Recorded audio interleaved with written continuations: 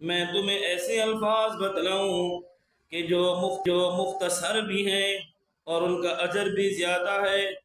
میں نے صبح کی نماز پڑھی۔ ام المومنین حضرت جویریہ رضی اللہ تعالی عنہ فرماتی ہیں کہ کالی کملی والے پیغمبر محمد الرسول اللہ صلی اللہ علیہ وسلم صبح کی نماز کے لیے مسجد نبوی میں تشریف لے جا رہے تھے۔ میں اپنے گھر میں مصلی میں بیٹھ کر تسبیحوں میں مشغول تھی۔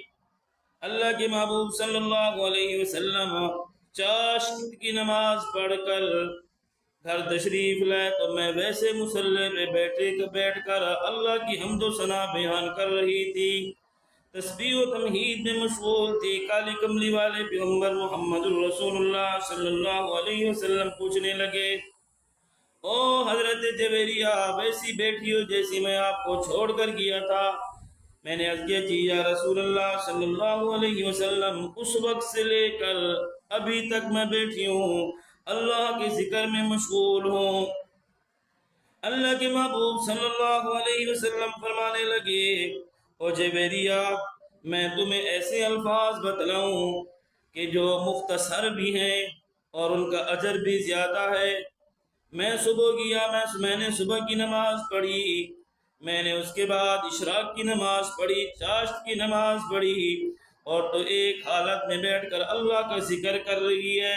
میں تجھے ایسا ذکر نہ بتلاؤں جو مختصر بھی ہے، پڑھنے کے لحاظ سے مختصر ہے، وزن کے لحاظ سے اللہ کی ہاں اس کی قبولیت زیادہ ہے۔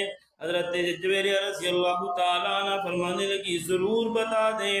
کالی کملی والے پیغمبر محمد الرسول اللہ صلی اللہ علیہ وسلم نے وہ کلمے بتلائے، وہ وظیفہ بتلایا، ساری امت اس کو یاد کر لے۔